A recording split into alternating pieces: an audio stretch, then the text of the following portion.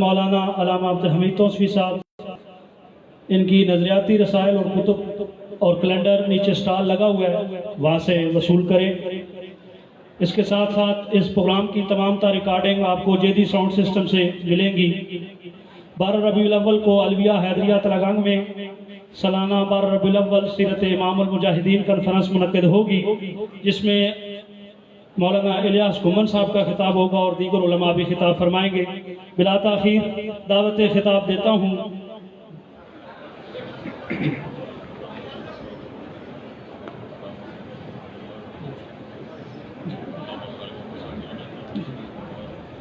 جی ترتیب کے مطابق اس نشست میں مناظر اسلام حضرت مولانا علامہ ڈاکٹر خالد محمود صاحب کا خطاب ہونا تھا، لیکن ان کی طبیعت نے جو ہے ان کا ساتھ نہیں دیا اور وہ سفر نہ کر سکے، تو ان کے لیے دعا بھی فرمائیں۔ ابھی بلا تاخیر خطاب کے لیے دعوت دیتا ہوں مناظر اسلام حضرت مولانا علامہ عبد الحمید صاحب توصفی دامت فیوزہم۔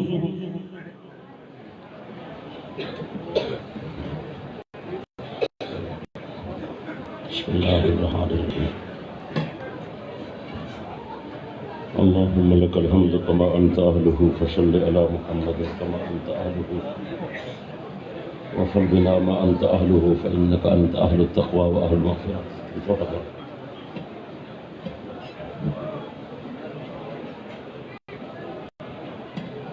تمام حضرات محبت کے ساتھ درود شریف پڑھیں تاکہ برکت ہو۔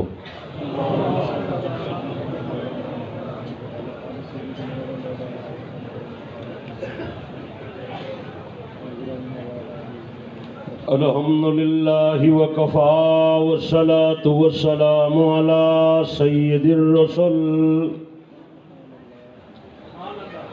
والصلاة والسلام علی سید الرسل وخاتم الانبیاء صلی اللہ علیہ وعلا آلہ واصحابہ وبارک وسلم صلاة تكون للنجاة وسيلة ولعلو الدرجات وفيلا۔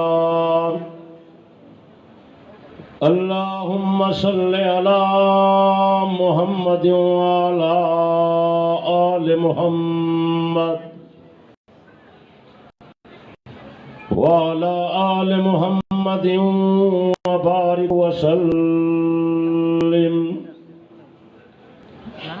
اما بعد فاعوذ باللہ من الشیطان الرجیم۔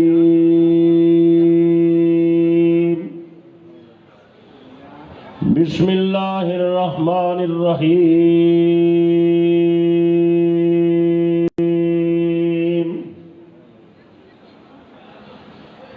یا ایہا الذین آمنوا آمنوا باللہ ورسولہ وقال تعالى في مقام آخر وإن آمنوا بمثل ما آمنتم به فقد اهتدوا وإن تولوا فإنما هم في شقاق۔ محمد از تمہیں خواہم خدا رام، خدایا از تو عشق مصطفیٰ رام، ایمان ما اطاعت خلفاء راشدین، اسلام ما محبت آل محمد است۔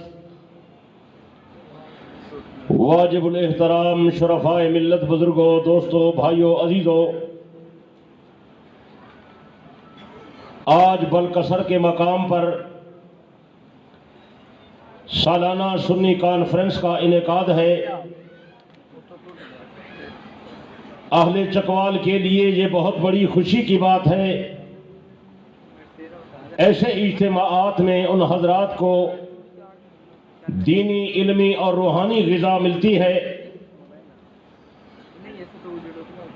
میں مبارکباد پیش کرتا ہوں حضرت مولانا مخلص عبداللہ صاحب مدظلہ العالی اور ان کے ساتھ کام کرنے والے تمام جماعتی احباب کو جن کی کاوشوں سے یہ کانفرنس منعقد ہوئی ہے، اللہ تعالیٰ تمام حاضرین کو اور منتظمین کو اور تمام کوشش کرنے والوں کو دنیا آخرت کی بہترین جزا نصیب فرمائے۔ بزرگان محترم، اللہ کے خزانوں میں سب سے قیمتی خزانہ ہدایت کا ہے۔ روزانہ آپ حضرات بھی دعا کرتے ہیں، میں بھی کرتا ہوں، اہدنا الصراط المستقیم، اللہ ہمیں سیدھی راہ پر چلا۔ تو آپ حضرات یاد رکھیں، ہدایت تین چیزوں سے وابستہ ہے: اطاعت خدا،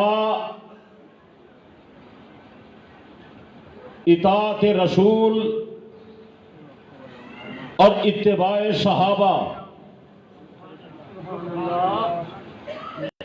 خدا کی اطاعت کے لیے ضروری ہے کہ پیغمبر کی فرمانبرداری کریں۔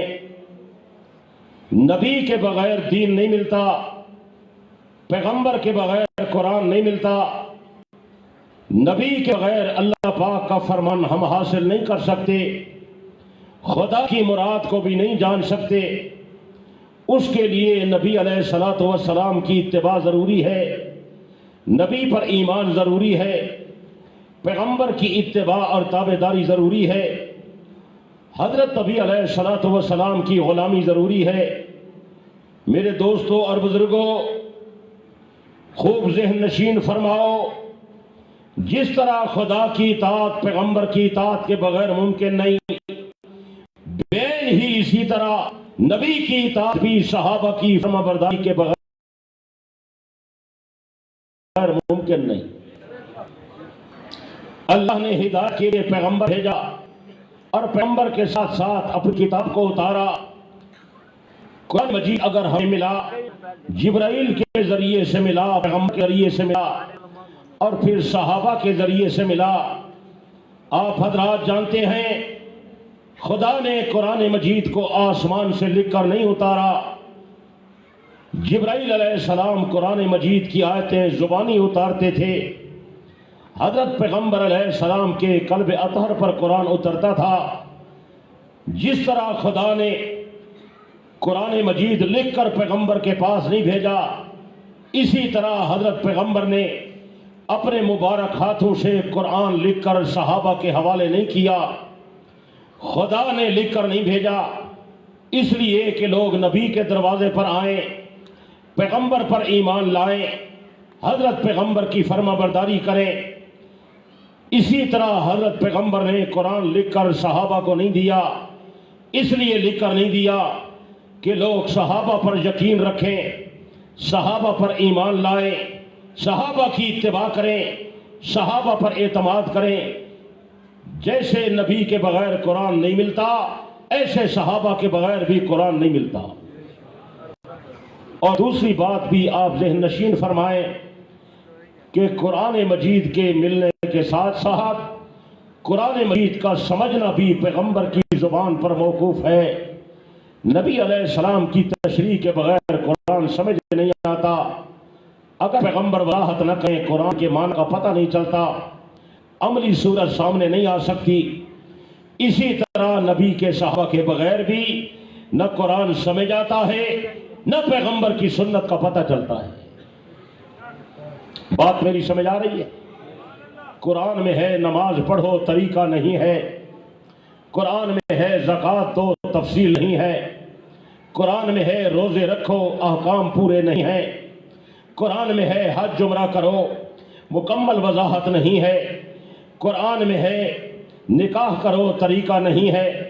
قرآن مجید کے اندر ہے طواف کرو، طواف کی تفصیل قرآن میں نہیں ہے۔ قرآن مجید میں ہے حلال کھاؤ، حلال کا مکمل بیان قرآن میں نہیں ہے۔ قرآن مجید میں ہے حرام سے بچو، حرام کی فہرست بھی قرآن میں نہیں ہے۔ یہ سب کچھ بیان کرے گا تو پیارا پیغمبر بیان فرمائے گا۔ نبی کے بغیر قرآن ملتا بھی نہیں ہے، اور پیارے آقا کے بغیر قرآن سمجھ آتا بھی نہیں ہے۔ اس لیے ساری امت کو حکم ہے نبی کی فرمانبرداری کا، اس لیے ساری دنیا کو حکم ہے نبی پر ایمان لانے کا، اس لیے ساری دنیا کو حکم ہے پیغمبر کی زبان کو سچا جاننے کا، اس لیے حکم ہے پیغمبر پر اعتماد کرنے کا، اس لیے حکم ہے نبی کی سیرت کو اپنانے کا، اس لیے حکم ہے نبی کی سنت کے مطابق عمل کرنے کا۔ سارا قرآن مجید نبی کی اطاعت سے لبریز ہے۔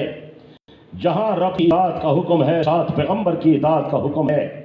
اللہ پاک بار بار فرما رہے ہیں اطیعوا اللہ و اطیعوا الرسول، میری بات مانو، میرے پیغمبر کی بات مانو، مجھ پر اعتماد کرو تو میرے پیغمبر پر اعتماد کرو، مجھ پر ایمان لاؤ تو میرے نبی پر ایمان لاؤ، میری کتاب پر ایمان لاؤ، میرے احکامات کو تسلیم کرو، میرے نبی کی سیرت کو نمونہ بناؤ، میرے نبی کی اتباع کرو۔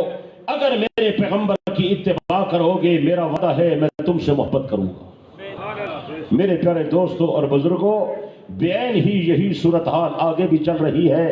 حضرت پیغمبر علیہ السلام کی بات بھی ہم حاصل نہیں کر سکتے، حضرت پیغمبر کا فرمان ہمیں نہیں مل سکتا، اللہ کا قرآن بھی ہمیں نہیں مل سکتا، اور قرآن مجید ہمیں سمجھ بھی نہیں آ سکتا، نبی کی سنت کا پتہ نہیں چل سکتا۔ اگر پتہ چلے گا تو پیغمبر کے صحابہ سے پتہ چلے گا۔ بات میری سمجھ آ رہی ہے؟ خدا نے قرآن مجید بھیجا، ہمارے پاس کوئی دلیل نہیں ہے، یہی قرآن جو ہمارے گھر میں ہے یہی خدا کا کلام ہے۔ جبرائیل ہمارے پاس نہیں آئے تھے، اگر جبرائیل گفتگو کریں تو ہمیں جبرائیل کی بات سمجھ بھی نہیں آئے گی، نوری فرشتے کی زبان کون سمجھے گا؟ پیغمبر علیہ الصلوۃ والسلام نے فرمایا یہ اللہ کا کلام ہے تو ہمیں یقین آیا، لیکن چکوال والو یہ بات ذہن نشین کر لو، پیغمبر نے جو فرمایا یہی کلام اللہ کا قرآن ہے، پیغمبر کی زبان سے سننے والے کون لوگ تھے؟ سارے نہیں بولتے، ہم لوگ موجود تھے، ہمارے آباء و اجداد تھے، زور سے نہیں بولتے، 14ویں 13ویں صدی والے تھے، 12ویں 11ویں صدی والے تھے، 10ویں 9ویں 8ویں 7ویں صدی والے تھے، 6ٹھی 5ویں صدی والے تھے، 4تھی 3ری 2ری صدی کے لوگ تھے۔ میرے دوستو، پیغمبر سے سننے والے تو پیغمبر کے صحابہ تھے، حضرت پیغمبر کو دیکھنے والے تو پیغمبر کے صحابہ تھے، پیغمبر نے نبوت کا دعویٰ کیا تو دعویٰ سننے والے صحابہ تھے، حضرت پیغمبر پر ایمان لانے والے صحابہ تھے، حضرت نبی علیہ السلام کے مبارک ہاتھوں پر بیعت کرنے والے صحابہ تھے، پیغمبر امام بنا تو مقتدی صحابہ تھے، حضرت پیغمبر نے چندہ مانگا تو پیسہ دینے والے صحابہ تھے، حضرت نبی نے مسجد نبوی تعمیر کی، پتھر اٹھانے والے صحابہ تھے، حضرت پیغمبر جہاد پر گئے، نبی کے سپاہی صحابہ تھے، حضرت پیغمبر نے حج کا ارادہ کیا، پیارے نبی کے ساتھ طواف کرنے والے صحابہ تھے، حج کرنے والے صحابہ تھے۔ میرے آقا نے میدان عرفات میں خطبہ ارشاد فرمایا، حضرت پیغمبر کا خطبہ سننے والے صحابہ تھے، اس لیے اللہ نے قرآن میں انہیں کو خطاب کر کے کہا الیوم اکملت لکم دینکم اتممت علیکم نعمتی، اے میرے نبی کے صحابہ آج میں خدا نے تمہارا دین پورا کر دیا۔ سبحان اللہ۔ خطاب کس کو ہے؟ بولتے نہیں؟ عرفات میں ہم تھے، نبی کا خطاب سننے والے ہم تھے، یہ اعلان سننے والے ہم تھے، حضرت پیغمبر کی زبان مبارک سے باتیں سننے والے ہم تھے، حضرت نبی کا قرآن سننے والے ہم تھے۔ اگر پیغمبر نے وہاں اپنی مسجد میں مدرسہ قائم کیا، مدرسے کے طالب علم کون تھے؟ سارے نہیں بولتے، 2-3 آدمی تھے، 4 بندے تھے، پیغمبر صرف 4 کو پڑھاتے تھے اور 4 کو انہوں نے پاک کیا۔ دوستو یہ تو نبی کی تعریف نہیں ہے، پیغمبر کی توہین ہے۔ آپ کے علاقے کا استاد اگر پڑھائے اور اپنے گھر کے 4 بچوں کو پڑھائے، آپ اس کی کبھی تعریف نہیں کریں گے، تعریف اس کی ہوگی جو سب کو پڑھائے، یکساں پڑھائے، برابر پڑھائے، سب پر شفقت کرے، سب کو تعلیم دے۔ پیغمبر آئے عالمی نبی بن کر، کیسے ممکن ہے کہ پیغمبر نے 5 کو پاک کیا باقیوں کو پاک نہ کیا؟ کیسے ممکن ہے کہ 3-4 بندے پاس ہوئے باقی بندے پاس نہ ہوئے؟ نعوذ باللہ، یہ نبی کی توہین ہو جائے گی۔ نبی کی شان یہ ہے، نبی کا منصب یہ ہے، حضرت نبی کی ذمہ داری یہ ہے، پیارے نبی علیہ الصلوۃ والسلام کا اونچا مرتبہ یہ ہے۔ اللہ نے قرآن میں جو ذکر فرمایا، وَيُزَكِّيهِمْ وَيُعَلِّمُهُمُ الْكِتَابَ وَالْحِکْمَةَ، میرا نبی پہلے پاک کرتا ہے پھر قرآن کا سبق دیتا ہے۔ اہل سنت والجماعت کا عقیدہ جو نبی کے مدرسے میں آیا، نبی نے سب کو پاک بنایا۔ 2-4 بندے پاک نہیں، پیغمبر کا پورا گھرانہ پاک، حضرت نبی کے سارے صحابہ پاک، حضرت نبی کی ساری اہل بیت پاک، حضرت نبی کے سارے مرید پاک، حضرت نبی کے سارے شاگرد پاک، صغار صحابہ بھی پاک، کبار صحابہ بھی پاک، بڑے درجے والے بھی پاک اور ان سے کم درجے والے بھی پاک، حضرت نبی کی ازواج بھی پاک، پاک پیغمبر کے بیٹے بھی پاک، حضرت نبی کی 4 صاحبزادیاں بھی پاک، حضرت نبی کے داماد بھی پاک، جن سے پیغمبر نے رشتہ لیا وہ بھی پاک، جن کو پیغمبر نے رشتہ دیا وہ بھی پاک، اور حضرت پیغمبر کی گھر میں جو بچے پیدا ہوئے، جو بیٹیاں پیدا ہوئیں اور پھر بیٹیوں کی جو اولاد پیدا ہوئی، نبی کی ساری اولاد پاک۔ سبحان اللہ! کیسا بہترین عقیدہ ہے اہل سنت والجماعت کا کہ سب کی عظمت کے قائل ہیں۔ اور یہ بات میں عرض کر دوں کہ کچھ کو ماننا اور کچھ کو نہ ماننا یہ یہود کا نظریہ ہے۔ کس کا؟ یہود کا۔ بولتے نہیں؟ یہود کا۔ کس کا؟ یہود کا۔ کہتے ہیں کہ ہم موسیٰ کو تو مانتے ہیں، عیسیٰ کو نہیں مانتے، اور کوئی کہتے ہیں ہم عیسیٰ کو تو مانتے ہیں، محمد کریم کو نہیں مانتے۔ یہی روش اختیار کی ہمارے دور کے لوگوں نے۔ انہوں نے کہا نبی کی کچھ گھر والیاں تو مانتے ہیں، کچھ نہیں مانتے، کچھ صحابہ کو مانتے ہیں، کچھ کو نہیں مانتے، کچھ داماد مانتے ہیں، کچھ داماد نہیں مانتے، 1 بیٹی مانتے ہیں، 3 بیٹا نہیں مانتے۔ ہر شخص کے کردار سے تو اس کو پرکھ لے، خود اپنی کسوٹی پہ وہ کھوٹا کے کھڑا ہے۔ یہ کچھ کو ماننا اور کچھ کو نہ ماننا یہ یہود و نصارہ کا نظریہ ہے۔ پاک پیغمبر کی نسبت سے ہر ایک کو ماننا یہ اہل سنت کا موقف ہے، اور ہمارے موقف کی سچائی کی یہی ایک دلیل کافی ہے۔ ہمارے عقیدے کا بیان تو قرآن میں ہے، کل آمن باللہ وملائکتہ وکتبہ ورسلہ۔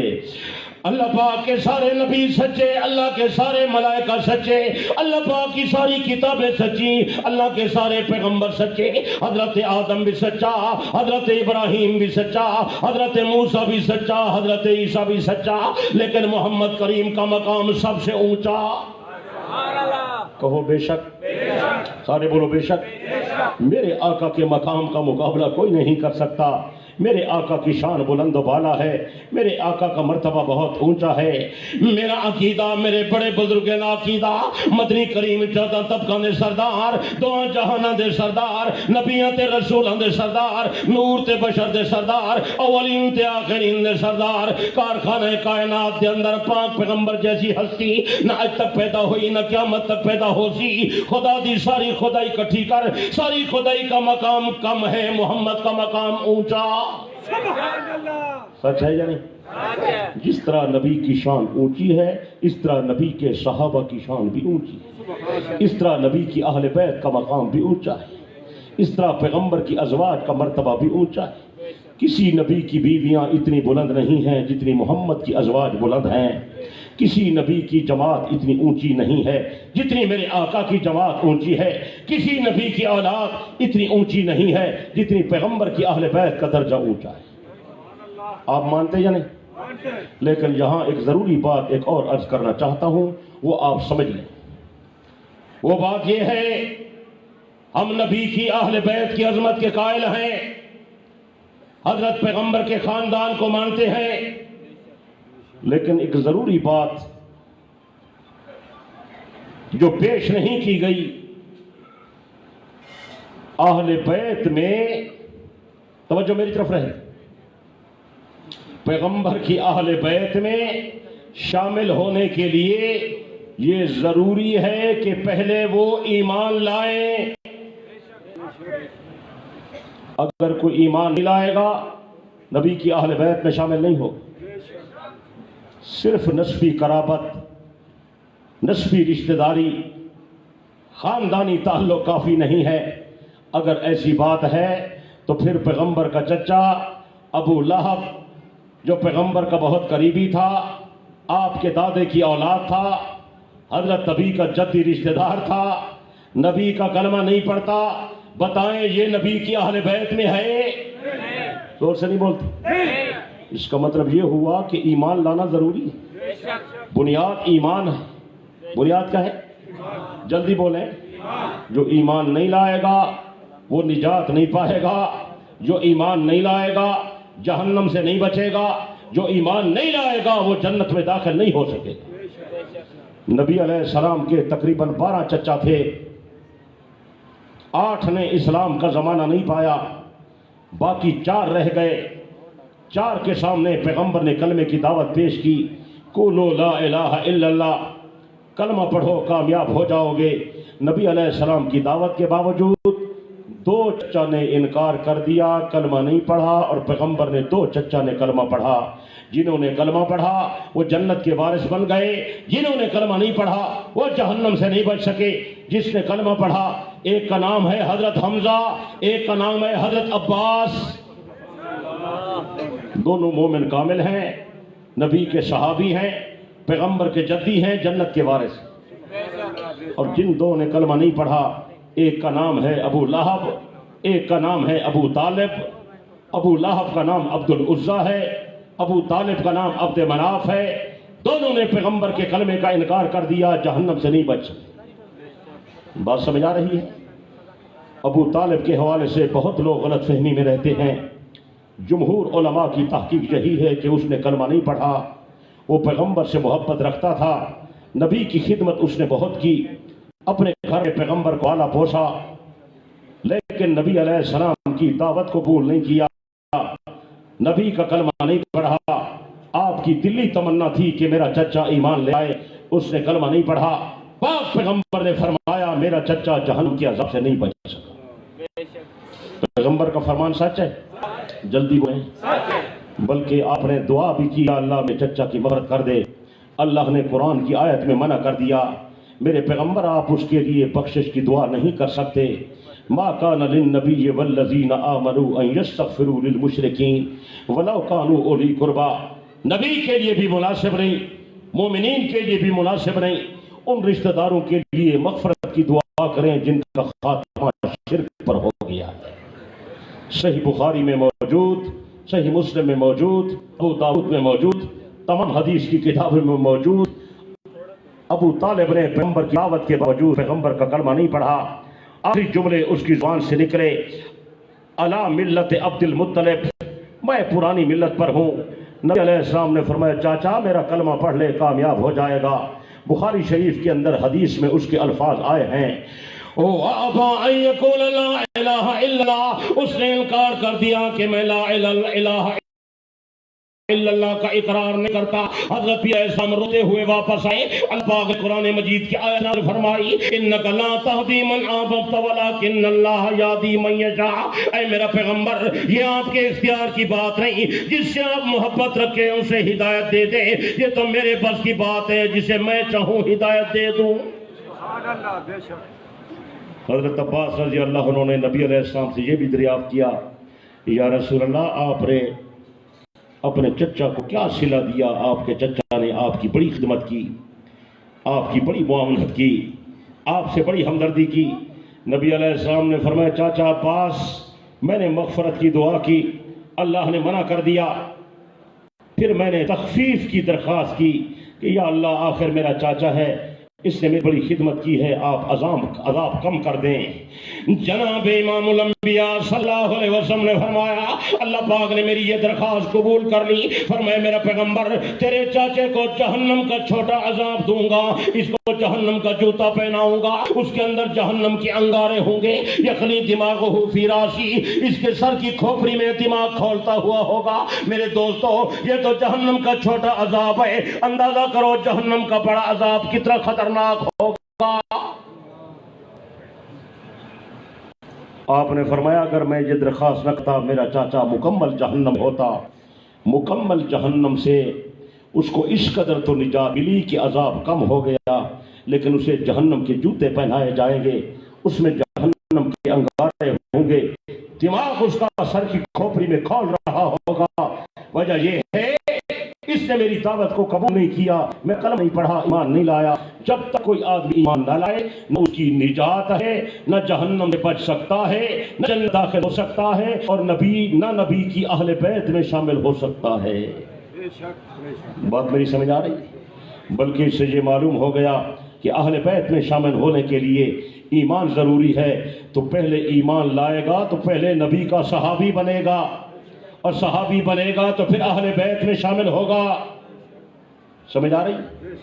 اس لیے میرے آقا نے یہ فرمایا تھا کہ ہر نیک متقی پرہیزگار، ہر مومن مسلمان جو میرا تابعدار ہے وہ میری آل ہے۔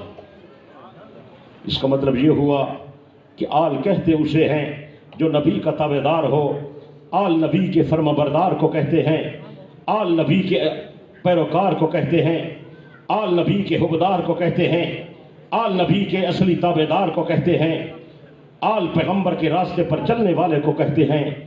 جو پیغمبر کی دعوت نہ مانے، ایمان نہ لائے، کلمہ نہ پڑھے، وہ آل میں شامل نہیں ہو سکتا۔ بہت سارے لوگوں کو یہ بات سمجھ نہیں آئی۔ کچھ دوستوں نے سوالات لکھ کر آج مجھے دیے، ان کے جوابات دینے ہیں۔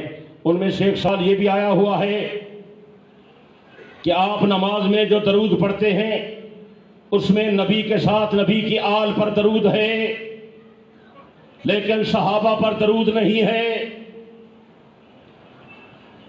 یہ بات قابل فہم، آپ توجہ کریں گے تو میں عرض کروں گا۔ توجہ ہے؟ ان دوستوں کو حقیقت سمجھ نہیں آئی، وہ بیچارے شاید علم سے بھی بے بہرا ہیں، اور عقل بھی شاید ان کی جواب دے چکی ہے۔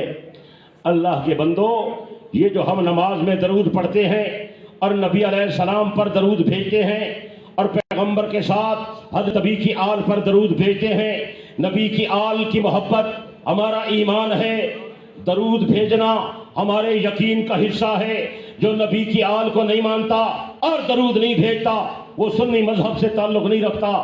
لیکن یہ یاد رکھیں، درود شریف میں جو آل کا لفظ آیا ہوا ہے اس میں پیغمبر کی آل بھی شامل ہے، پیغمبر کے اصحاب بھی شامل ہیں۔ کو بات سمجھ آئی؟ آپ نے شاید توجہ نہیں کی۔ اگر توجہ فرمائے تو میں اور بات ذرا کھول کے عرض کروں۔ توجہ ہے؟ پوری توجہ کرنا۔ یہ جو درود شریف پڑھنے کا حکم ہے یہ قرآن مجید کی سورۃ احزاب میں ہے۔ کس میں ہے؟ جلدی بولیں یار، ٹائم نہیں ہے۔ سورۃ احزاب میں ہے۔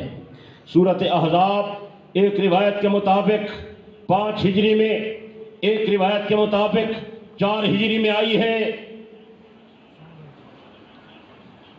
بلکہ بعض حضرات نے لکھا 4 ہجری کا آخر تھا۔ سن 4 ہجری میں یہ درود شریف پڑھنے کے حکم والی آیت نازل ہوئی تو درود شریف آیا۔ سمجھ آ رہی ہے؟ جب سورت آئی اس میں درود پڑھنے کا حکم آیا، اور جب حکم آیا تو کون سا سن تھا؟ بولیں یار، زور سے بولیں۔ یا ایھا الذین آمنوا صلوا علیہ وسلموا تسلیما۔ صلاۃ بھی، پیغمبر پر سلام بھی۔ ہم صلاۃ کے بھی قائل ہیں، سلام کے بھی قائل۔ صحابہ نے پوچھا یا رسول اللہ سلام تو جانتے ہیں، صلاۃ کیا ہے؟ تو آپ نے یہی درود شریف سکھایا جو آپ نماز میں پڑھتے ہیں، اسے درود ابراہیمی کہتے ہیں۔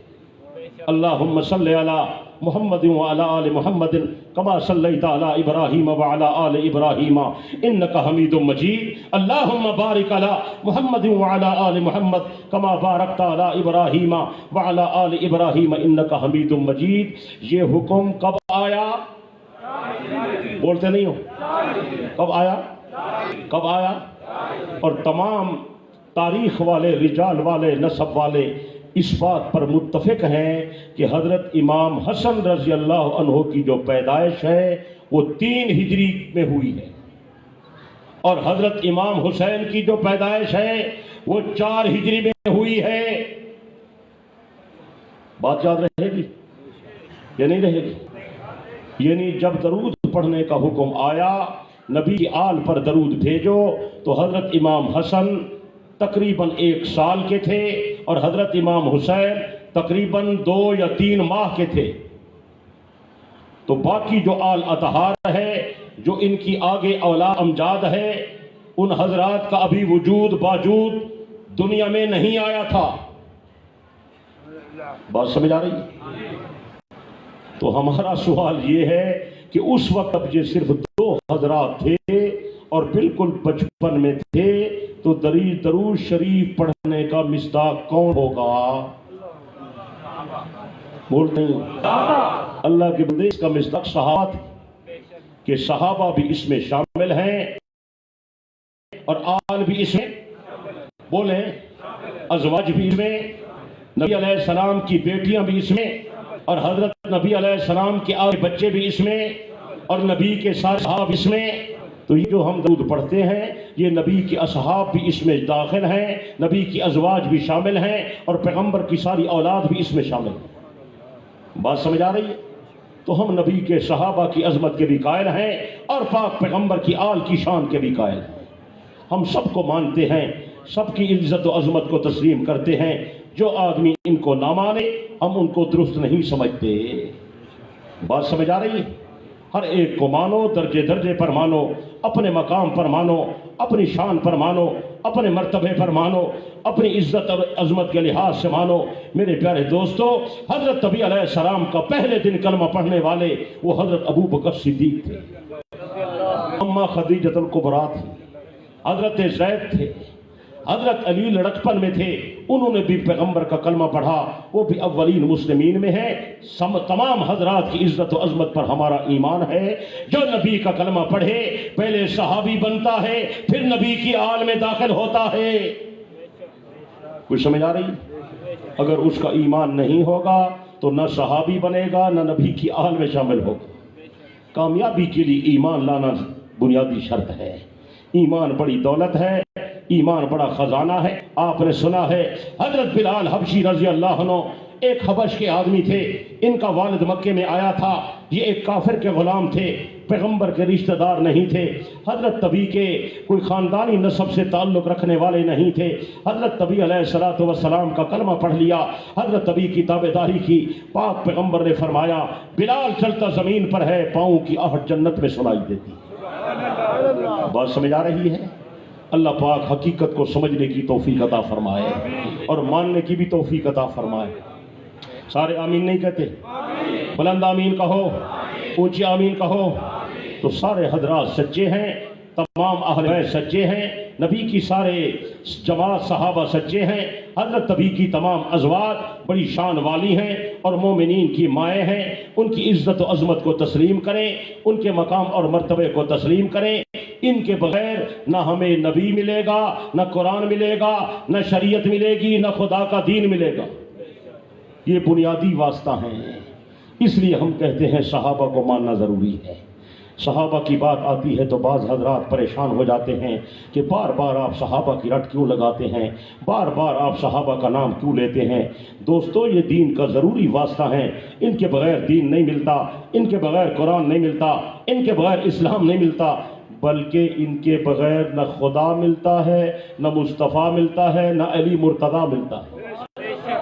جو آدمی خدا کو مانے تو ان کے ارشادات کو مانے، جو پیغمبر کو مانے تو پیغمبر کے فرامین کو مانے، جو علی مرتضیٰ کو مانے تو حضرت علی کے ارشادات کو مانے۔ بات سمجھ آئی؟ صحابہ کے دروازے پر امت کو پیغمبر نے کھڑا کیا ہے، ہم نے کھڑا نہیں کیا۔ حضرت نبی علیہ السلام نے فرمایا لوگوں میرے صحابہ سے محبت کرو، لوگوں میرے صحابہ کی غلامی کرو، لوگوں میرے صحابہ کا اکرام کرو، لوگوں میرے صحابہ کا اعزاز کرو، لوگوں میرے صحابہ کی عزت کرو، تم لوگ میرے صحابہ کے مقام کو نہیں پہنچ سکتے۔ پیغمبر کا فرمان سچ ہے، اور اگر پیغمبر کے فرمان پر یقین نہیں آتا تو میں آپ کو حضرت علی کے دروازے پر لے چلتا ہوں۔ حضرت علی سے پوچھتے ہیں صحابہ کی کیا حیثیت ہے۔ نہج البلاغہ حضرت علی کے ارشادات جمع ہے، اس میں حضرت علی کا خطبہ، حضرت علی کا ارشاد اور فرمان آپ ذخ سے لکھنے کے قابل ہے، وہ آپ حضرات قلب و جگر پر لکھ کر لے جائیں۔ حضرت علی رضی اللہ عنہ نے اپنے دور کے لوگوں میں فرمایا لقد رأیت असहाब मोहम्मद सल्लल्लाहु अलैहि वसल्लम, मैंने नबी के सहाबा को देखा, फमा अना आदम मिनकुम युशबिहुम, तुम में से कोई एक आदमी भी ऐसा नहीं जो सहाबा जैसा हो। ये हजरत अली का तज्जिया है, हजरत अली का फरमान है कि तुम में कोई आदमी ऐसा नहीं है जो सहाबा का मुकाबला कर सके। लक़द कानू युशबिहून शौसन गुबरा फ़क़द बातू सुज्जतहु व क़ियामा, मैंने पैगंबर के सहाबा को देखा, सारा दिन मैदान जिहाद में घोड़े पर सवार होते थे, और मैंने सहाबा को देखा सारी रात रुकू और सजदे के लिए मुसल्ले पर सवार होते थे, यानी दिन को याद करते थे, रात को इबादत करते थे। तुम सहाबा के मकाम को नहीं पहुंच सकते, तुम सहाबा की शान को नहीं पहुंच सकते, तुम सहाबा के मरतबे को नहीं पहुंच सकते। किसी ने अबू बकर उमर के बारे में दरियाफ्त किया, इनके बारे में आपका क्या फैसला है? हजरत अली से 80 से ज़्यादा संतों से ये बात मरवी है। हजरत अलीउल मुर्तज़ा रज़ियल्लाहु तआला अन्हु ने फरमाया, खैरुन्नास बाद रसूलिल्लाह अबू बकर सुम्मा उमर, नबी के बाद बेहतरीन जवान अबू बकर है, अबू बकर के बाद उमर है। ये अली का फैसला है, जो हजरत अली को माने, हजरत अली का इरशाद माने। मानेंगे? जल्दी बोलें, या नहीं मानेंगे? हजरत अबू बकर रजी अल्लाह अन्हो के हाथ पर हजरत अली ने बैत की है, हजरत अबू बकर के पीछे हजरत अली ने नमाजें अदा की हैं। हजरत अबू बकर रजी अल्लाह अन्हो हजरत अली की मजलिस शूरा के बड़े नंबर मेंबर थे। दौरे खिलाफत फारूकी में हजरत उमर का दौर आया, आपने जो अदालत कायम की, फारूकी फैसले फरमाते थे, तो उमर का अली पर एतमाद था, अली का उमर पर एतमाद था। तो हमें भी चाहिए हम दोनों पर एतमाद करें, और एतमाद की इंतहा ये है कि हजरत उमर रजी अल्लाह अन्हु ने अपनी खिलाफत के आखिरी वक्त में हजरत अली रजी अल्लाह अन्हु से दरख्वास्त की कि मेहरबानी फरमाएं, आप मुझे अपनी बच्ची का रिश्ता अता फरमा दें। हजरत अली रजी अल्लाह अन्हु ने फरमाया, उमर आपको रिश्ते की क्या जरूरत है? आपने फरमाया, प्यारे उमर मुजाहिद था, हजरत उमर काबिल एतमाद था। काजी नूरुल्लाह शोस्त्री ने मजालिसुल मोमिनीन में लिखा है, हजरत अली के बाएतमाद लोगों ने ये बात बयान की, उमर अल्लाह की तौहीद का कायल था, पैगंबर की नबुव्वत का कायल था, अइम्मा अहले बैत की अजमत का कायल था, उमर पक्का सच्चा मोमिन था, इसलिए अली ने अपनी बेटी का रिश्ता दे दिया, और उससे 2 बच्चे भी पैदा हुए। हजरत उमर के घर में एक बेटा, एक बेटी, बेटे का नाम है ज़ैद, बेटी का नाम है रुकैया। ये दोनों बच्चे हजरत उमर के सैयदा उम्मे कुलसूम से पैदा हुए हैं। ये दोनों बच्चे हजरत उमर के बच्चे हैं, उम्मे कुलसूम के शहजादे हैं। ये दोनों बच्चे हजरत अली और बीबी फातिमा के नवासे हैं, और हसन हुसैन के सगे भांजे। कितना कुर्ब है, कितना ताल्लुक है, कितनी दोस्ती है मेरे भाइयों, कितना एतमाद है। अली का इतना एतमाद था तो हमें भी एतमाद करना चाहिए। करेंगे या नहीं? जल्दी बोले भाई, करेंगे या नहीं? अल्लाह पाक हमें मानने की तौफीक अता फरमाए। और हजरत अली रज़ी अल्लाह ताला अन्हु ने रमज़ान शरीफ की पहली रात में देखा मस्जिदें नमाजों से भरी हुई हैं, कुरान मजीद के कारी कुरान सुनाने के लिए, तरावी पढ़ाने के लिए तैयार बैठे हैं। हजरत अली फरमाते, मैंने जब ये मंजर देखा मेरी आंखें ठंडी हो गईं, और मुझे वो उमर याद आया जिसने तरावी का एहतमाम कराया था, 20 रकात का हुक्म जारी फरमाया था। तो हजरत अली की जुबान से हजरत हक में बड़े दुआया जुमले निकले, बहुत सारी किताबों में मौजूद हैं। हजरत अली रजी अल्लाह ताला अन्हु ने हजरत उमर को दुआ दी, अल्लाह कब्र उमर कमा नव्वर मसाजिदना, अल्लाह उमर की कब्र को ऐसे मुनव्वर करे उमर जैसे हमारी मसाजिद को नमाजियों से मुनव्वर कर गए हैं। और हजरत उमर ने अपने एक शागिर्द को पाया, उसका नाम शुतैर रहमहुल्लाह, बड़े ताबी हैं, हजरत अली रज़ी अल्लाह अन्हु के शागिर्द हैं। और उन्हें फरमाया, शुतैर तरावी की नमाज जैसे मर्दों पर ज़रूरी है औरतों पर भी ज़रूरी है, मैं तुम्हें मुकर्रर करता हूँ, तुम जाओ और तुमको कहो वो तैयारी करें, तरावी की नमाज अदा करें, और तुम औरतों को नमाज तरावी पढ़ाओ और 20 रकात पढ़ाओ। सुभान अल्लाह। ये हजरत अली का फरमान है। किसका फरमान है? बोलते नहीं हो? बाद लोगों ने ये कहा है कि ये तरावी सुन्नियों ने इजाद की है, ये हमने नहीं इजाद की। हमारी 20 रकात तरावी पर नबी की मोहर है, अबू बकर की मोहर है, उमर की मोहर है, उस्मान की मोहर है, पीर अली की भी मोहर है। अल्लाह हमें अमल की तौफीक अता फरमाए। ऊंचे आमीन कहें, जल्दी आमीन कहें, जोर से आमीन कहें। یہ مختلف سوالات اور بھی کچھ آ رہے ہیں، عجیب و غریب ساتھی باتیں کرتے ہیں اور جن کا موضوع سے تعلق بھی نہیں ہوتا. کہ کوئی شخص کہہ رہا ہے کہ بھئی آپ جو کہتے ہیں پیغمبر کی بیٹیاں 4 ہیں، کہ یا یہ بات صرف سنی کتابوں میں ہے یا شیعہ کتاب میں بھی ہے. چکوال والو، میں اللہ کی قسم پا کر کہہ رہا ہوں، خدا کے آسمان کے نیچے، خدا کی زمین کے اوپر، دنیا کے کسی مذہب کی کوئی کتاب آج تک ہم نے نہیں دیکھی جس میں صحیح سند سے یہ بات آئی ہو کہ پیغمبر کی بیٹی ایک ہے اور پیغمبر کی 3 بیٹیاں نہیں ہیں. ہم نے وہ کتاب آج تک نہیں دیکھی. یہ بہت بڑا جھوٹ ہے، بہت بڑا الزام ہے، پیغمبر کی اہل بیت کی توہین ہے. نبی کی ایک بیٹی کو مانا اور پیغمبر کی 3 بیٹیوں کا انکار کر دینا. یہ جو پیغمبر کی 4 بیٹیاں ہیں، یہ یاد رکھیں، یہ ہمارے عقیدے کا حصہ ہیں اور ہمارا یہ عقیدہ اللہ کے قرآن سے ثابت ہے. کس سے ثابت ہے؟ جلدی بولے بھائی، کس سے ثابت ہے؟ یا ایھا النبی کل ازواجک و بناتک. یہ بنات جمع کا لفظ ہے، اس کا اطلاق کم از کم 3 افراد پر ہوتا ہے. عربی کی جمع ہے، اس سے مراد 1 یا 2 نہیں ہوتے. قرآن کا لفظ بنات بتا رہا ہے پیغمبر کی بیٹیاں 4 ہیں. کتنی؟ 4. زور سے بولیں. جو نہیں کہے گا نبی کی شفاعت نصیب نہیں ہوگی. پیغمبر کی بیٹیاں کتنی؟ حضرت نبی کی صاحبزادیاں کتنی؟ حضرت نبی کی لخت جگر کتنی؟ 4 بیٹیاں سیدہ خدیجہ الکبریٰ سے پیدا ہوئیں. پاک پیغمبر ان کے باپ تھے.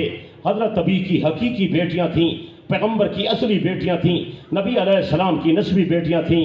پیغمبر کے ارشادات میں کئی جگہ یہ بات آئی ہوئی ہے، سیاستہ کی کتابوں میں موجود ہے. سیاستہ کے علاوہ حدیث کی باقی کتابوں میں بھی یہ بات آئی ہے، پیغمبر کی بیٹیاں 4. کتنی؟ 4. اور تاریخ میں بھی ہے، سیرت میں بھی ہے، نسب والوں نے بھی کتابوں میں لکھا ہے پیغمبر کی صاحبزادیاں. حضرت نبی کے بیٹے 3. کتنے؟ 3. اور حضرت پیغمبر کی بیٹیاں؟ جلدی بولو یار. پیغمبر کی بیٹیاں؟ جلدی بولیں. پیغمبر کی بیٹیاں. باقی آپ نے جو سوال کیا کہ صرف سنی مذہب میں ہے، باقی کسی مذہب میں نہیں ہے. اگر آپ کتابوں کے نام یاد رکھ سکیں تو میں چند ناموں کے نام آپ کو سنا دیتا ہوں. ان کتابوں میں موجود ہے کافی میں نبی کی بیٹیاں 4، صافی میں نبی کی بیٹیاں 4، شافی میں نبی کی بیٹیاں 4، منتہی الاعمال میں نبی کی بیٹیاں 4، تنقیح المقال میں نبی کی بیٹیاں 4، حیات القلوب میں نبی کی بیٹیاں 4، الارشاد میں نبی کی بیٹیاں 4، تاریخ الائمہ میں نبی کی بیٹیاں 4، امالی توسی میں نبی کی بیٹیاں 4. 4 بیویوں کی اماں خدیجہ الکبریٰ، بابا محمد مصطفیٰ. سبحان اللہ. اگر کسی آدمی میں ہمت ہو، علمی طاقت رکھتا ہو تو سامنے آئے اور ہمارا اس کو اعلان ہے کہ ہماری کتابوں سے نہیں، تاریخ سے بھی نہیں، سنی سیرت سے بھی نہیں، اپنے مذہب امامیہ کی کسی معتبر کتاب سے 12 اماموں میں سے کسی امام کا ایک فرمان پیش کرے. ایک فرمان. وہ امام فرمائے پیغمبر کی بیٹی ایک تھی، 3 پیغمبر کی نہیں ہے، میں ہزاروں کے مجموع میں اعلان کر رہا ہوں کہ میں سنی مذہب چھوڑ دوں گا.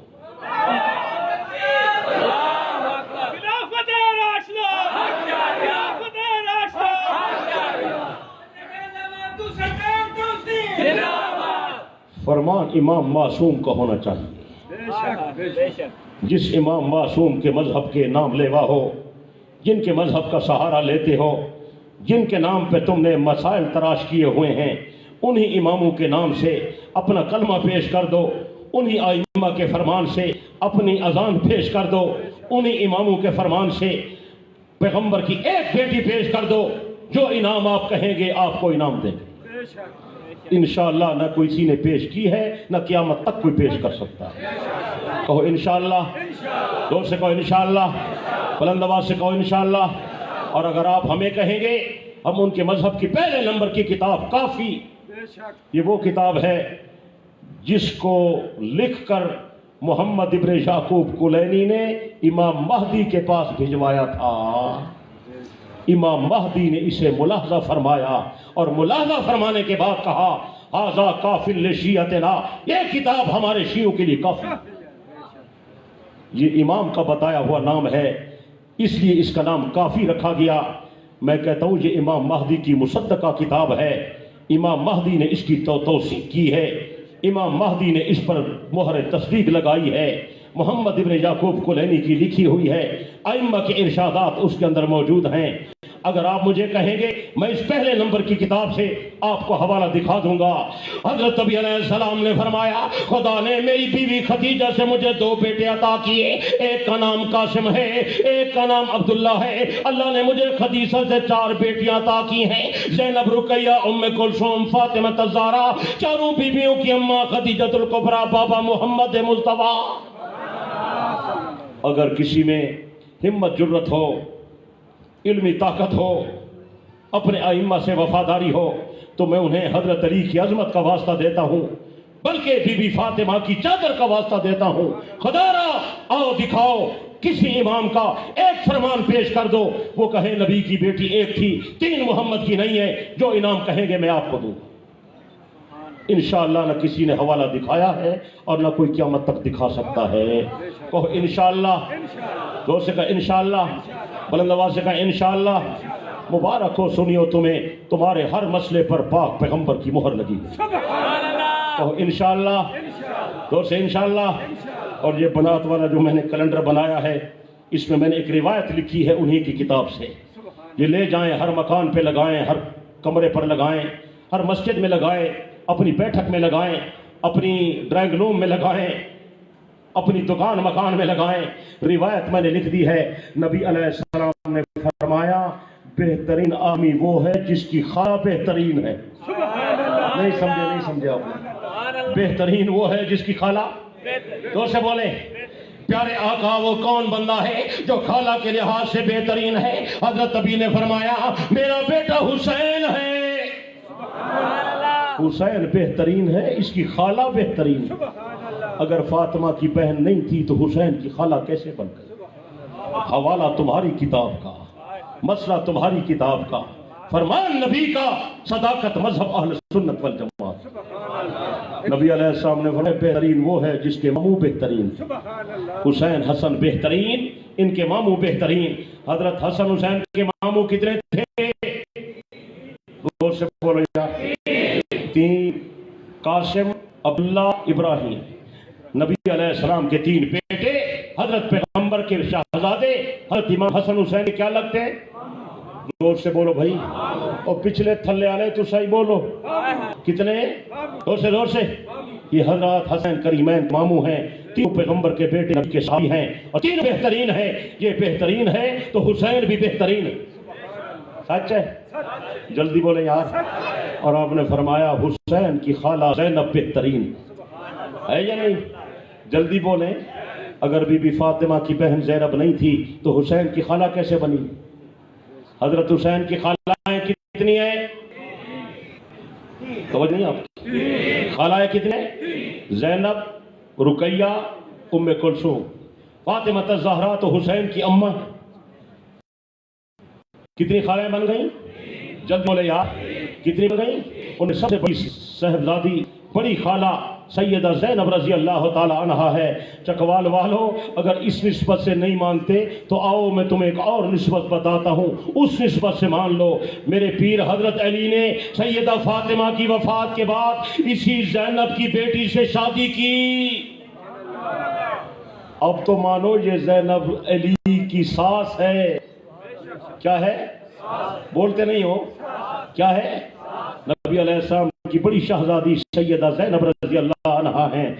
ज़ैनब से 2 बच्चे पैदा हुए, एक बेटा एक बेटी। बेटी का नाम है उमामा, बेटे का नाम है अली। क्या नाम? ये जो सैयदा उमामा है नबी अलैहिस्सलाम की बड़ी प्यारी नवासी हैं, हजरत खदीजतुल कुबरा की नवासी हैं, सैयदा ज़ैनब की शहजादी हैं, हजरत अबुल आस की बेटी हैं। कुछ लोग बनी उमैया के खिलाफ जुबान तान दराज करते हैं, उन्हें सोचना चाहिए जो जुबान उनके खिलाफ दराज करेंगे उनको अली कबूल नहीं करेगा। नबी की 3 बेटियां बनी उमैया के घर में थी। कितनी? जल्दी बोलो यार, कितनी? اور پھر حضرت علی کی شادی بنی امیہ کے گھر میں ہو رہی ہے. کہاں ہو رہی ہے؟ جلدی بولو بھائی. اور یہ بھی معلوم رہے آپ حضرات کو، یہ بھی عرض کرتا چلوں کہ حضرت علی رضی اللہ تعالی عنہ نے جو سیدہ امامہ بنت ابی العاص بنت زینب سے شادی کی ہے، اپنی مرضی سے نہیں کی، سیدہ فاطمہ کے مشورے سے کی. مشورہ کس نے دیا؟ جلدی بولے.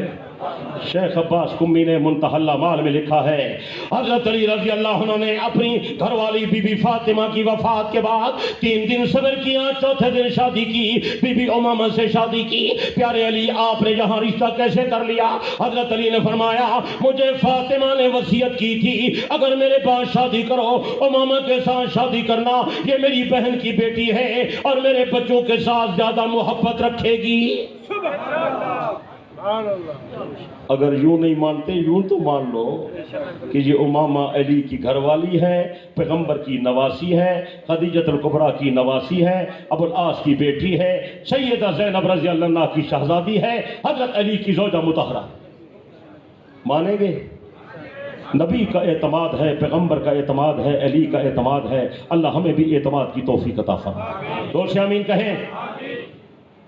باقی یہ کوئی اور آدمی پوچھ رہا ہے، اکثر پوچھتے رہتے ہیں، بات سمجھتے نہیں ہیں، غور نہیں کرتے. کہتا ہے وہ ابو بکر صدیق نے فدق نہیں دیا.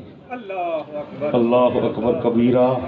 بلکسر والو، وقت میرا آپ نے سارا ضائع کر دیا، ورنہ آج میں فدق کا مسئلہ آپ کو پورا کھول کر بتاتا.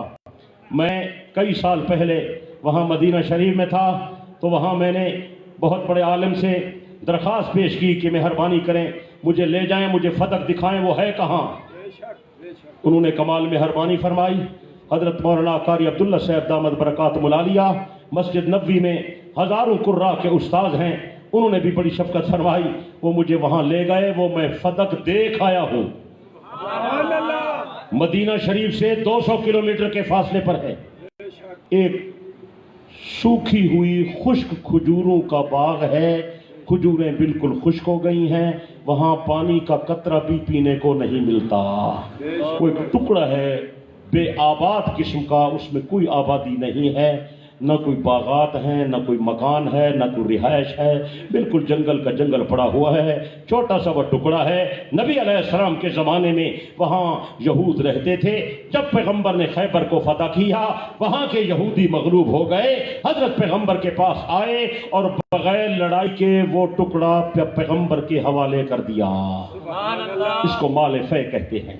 اللہ نے قرآن مجید میں اس کا حکم نازل کیا، میرے پیغمبر یہ جو ہم نے آپ کو فے کے ذریعے مال عطا کیا ہے یہ ہماری طرف سے تحفہ ہے، یہ قبول کریں، آپ استعمال کریں، رشتہ داروں کو بھی دیں، عزیزوں کو بھی دیں، غریبوں کو بھی دیں، مسکینوں کو بھی دیں، مسافروں پر بھی خرچ کریں. اس زمانے میں شاید وہاں سے کچھ کھجوریں آتی تھیں، وہ باغ سر سبز تھے، تو اس کی جو آمدنی ہے وہ نبی علیہ السلام ان تمام مصارف پر خرچ فرمایا کرتے تھے. وہ ایک سرکاری ملکیت کی چیز تھی. بات سمجھ آ رہی؟ جب صدیق اکبر کا زمانہ آیا، حضرت ابو بکر صدیق رضی اللہ عنہ نے فرمایا میں ابو بکر کوئی کام نہیں کروں گا تو پیغمبر کی سنت کے مطابق کروں گا. بلکہ آپ حضرات کبھی وقت دیں تو میں آپ کو سناؤں گا. صدیق اکبر کی پوری زندگی پیغمبر کی زندگی کا عکس ہے. چکوال والو، ابو بکر پر فتوحات کا دروازہ کھل چکا تھا، لیکن صدیق نے اعلیٰ کپڑے نہیں پہنے، صدیق نے مدینے میں محل نہیں بنوایا، ابو بکر نے عیش و عشرت کی زندگی نہیں گزاری، ابو بکر نے عمدہ کھانا نہیں کھایا. حضرت صدیق فرماتے تھے کپڑے ویسے پہنوں گا جیسے آقا پہنتے تھے، کھانا ویسے کھاؤں گا جیسے پیغمبر نوش فرماتے تھے. آپ جو کی روٹی تناول فرماتے تھے، ابو بکر بھی جو کی روٹی کھائے گا. حتیٰ کہ صدیق اکبر کی جب رحلت ہوئی، بچوں کو وصیت کی میرے بچے میرے لیے کفن کا نیا کپڑا خرید نہیں کرنا، ابو بکر کے لیے کفن کی خاطر پرانی چادر کافی ہے. سبحان اللہ. یہ آدمی کیسے غاصب ہو سکتا تھا، کیسے ظالم ہو سکتا تھا. صدیق اکبر رضی اللہ عنہ نے فدق کے بارے میں جب پوچھا گیا، فرمایا فدق کا فیصلہ میں نہیں کرتا، فدق ویسے تقسیم ہوگا جیسے پیغمبر تقسیم کرتے تھے. بات سمجھ آ رہی؟ سیدہ فاطمہ نے سوال کر کے پوچھا تھا اس لیے کہ میں دریافت کر لوں صدیق میرے ابے کا جو جانشین ہے واقعی میں ابے کی سنت پر عمل کر رہا ہے یا نہیں، یہ پوچھنا چاہتی تھی. सिद्दीक़ अकबर ने फरमाया, सैयदा तेरे बाबा जी का फरमान है, नबी की माली विरासत नहीं होती, नबी की इल्मी विरासत होती है, और इल्म के वारिस उलमा होते हैं। नबी का जो कुछ है वक्फ है, अल्लाह के नाम का है, ये सरकारी माल है, किसी की मलकियत नहीं। सैयदा सिद्दीक़ के जवाब से राजी हो गई, मुतमईन हो गई, और फरमाया, मुझे यकीन हो गया अबू बकर वाकई मेरे अब्बा जी का जानशीन। बात समझ आ रही है? इसको अफसाना बनाया गया, कहानी घड़ी गई, जुल्म और सितम का अपनी तरफ से लेबल लगाकर सहाबा को मतऊन करने की कोशिश की गई। सारा झूठ है, सारी गलत बात है। मैं मिसाल देता हूं, आपको बात समझ आएगी। जैसे पाकिस्तान का कोई वजीर आजम हो, वजीर आजम को हाउस मिलता है या नहीं? बोले यार, मिलता है। वजीर आजम दुनिया से चला गया, उसके बच्चे खड़े हो गए, उन्होंने कहा ये मकान हमारे अब्बा जी की मलकियत है, हमें दें। हुकूमत ने कहा ये उनकी मलकियत नहीं है, ये सरकारी माल है, वो जब तक रहते थे इस्तेमाल करते थे, वो चले गए, अब तुम्हें बतौर विरासत के नहीं मिलता। सही है? उसके बच्चे कहने लगे हुकूमत जालिम है, तो जालिम होगी। बोलो यार, खाइन है, ये जुल्म है, ये नाइंसाफी है, ये ज्यादती है। बोलते नहीं हो? मेरे दोस्तों, यही हाल था फतह के मामले का। सैयदा ने पूछा था, सिद्दीक ने जवाब दिया था, सैयदा मुतमईन हो गई, ये सरकारी माल है, इसका खर्चा सबको मिलता रहेगा, लेकिन इसकी मलकियत सरकार के नाम पर रहेगी, अल्लाह के नाम पर वक्फ है। सैयदा फातिमा ज़हरा रज़ी अल्लाह ताला अन्हा सिद्दीक अकबर के जवाब से मुतमईन हो गई कि मुझे यकीन हो गया अबू बकर मेरे अब्बा का सही जानशीन। को मसला समझ आया या नहीं समझ आया? बाकी पर्ची वाले ने कहा है कि किताब में लिखा हुआ है बीबी अबू बकर पर गजबनाक हो गई। अपनी किताब नहीं देखते कि बीबी अली पर गजबनाक हो गई? उसका जवाब तो तलाश करो। सैयदा फातिमा एक मर्तबा हजरत अली पर गजबनाक हो गई, एक मर्तबा हजरत हसन पर गजबनाक हो गई, एक मर्तबा इमाम हुसैन पर गजबनाक हो गई। जिलाउ नुजूम उठाकर लाए, इलल शराए उठाकर लाए, मैं आपको हवाला दिखाऊंगा। बीबी फातिमा हजरत अली पर गजबनाक हो गई, हजरत अली पर नाराज हो गई और घर से चली गई। अब्बा जी के पास अब्बा जी को शिकायत की, हजरत पैगंबर खफा होने लगे और अबू बकर उमर को बुलाया, उन्हें बुलाओ, उनके मशवरे से मैंने अली को रिश्ता दिया था, अबू बकर उमर आएंगे, फैसला करेंगे। हजरत अली मेरी बेटी की मौजूदगी में दूसरी शादी कर रहे हैं। ये बातें आपको नहीं बताते, ये कहानियां बताते हैं। इसका जवाब तुम दे दो, उसका जवाब हम दे दें। किसी और ने ये बात कही है मेरे दोस्त, बीबी फातिमा ने कभी नहीं फरमाया मैं अबू बकर पर नाराज हूं। ये नाराजगी फेल कर है, दूसरा आदमी क्या जानता है? मैं आपको कह दूं फलाना आदमी आप पर नाराज है, मुझे क्या पता कि वो नाराज है या नहीं, जब तक वो आदमी खुद न कहे कि मैं आपसे नाराज हूं। सैयदा फातिमा ने कभी नहीं फरमाया मैं अबू बकर पर नाराज हूं। सैयदा फातिमा अबू बकर सिद्दीक पर राजी थी। सैयदा बीमार हुई, उनकी खिदमत करने वाली सिद्दीक की जनानी थी। सैयदा फौत हुई, कफन देने वाली सिद्दीक की जनानी थी, गुस्ल देने वाली सिद्दीक की जनानी थी, पर्दा बनाने वाली सिद्दीक की जनानी थी। बीबी फातिमा का जनाजा उठाया, जनाजा पढ़ाने वाला भी अबू बकर सिद्दीक था। अल्लाह पाक मानने की तौफीक अता फरमाए। जोर से आमीन कहें। ये कोई अमीर मुआविया के बारे में पूछ रहा है कि उसने कुआं खुदवाया, सारा झूठ है। लानतुल्लाह अलल काज़िबीन। हजरत मुआविया पर तोहमतें हैं। हजरत मुआविया भी का सहाबी है, हजरत मुआविया जलील क़द्र है। मैं एक जुमला आपको बताता हूँ, जिस तरह अबू बकर सिद्दीक की दौलत पैगंबर पर खर्च हुई है, अल्लाह की कसम अमीर मुआविया की दौलत हसन हुसैन की खिदमत पर खर्च हुई। ये मेरा रिसाला आप ले जाए, इसको पढ़ें, खुदा के लिए ले जाए, पढ़ें, 3-3 मरतबा पढ़ें और दोस्तों तक पहुंचाएं। हर सुन्नी इसका मुताला करे, हकीकत आश्कारा हो जाएगी, आपको पता चलेगा सब झूठे अफसाने हैं। अल्लाह का कुरान भी सच्चा है, मोहम्मद का फरमान भी सच्चा है। अगर हजरत मुआविया होते, हजरत मुआविया गलत आदमी होते, हसनैन करीमैन कभी उनकी बैयत न करते। हजरत हसन हुसैन का बैयत करना इस बात की दलील है मुआविया भी सच्चा है, उसकी खिलाफत भी सच्ची। अल्लाह हमने की तौफीक अता फरमाए। ये कोई और आदमी कह रहा है कि भाई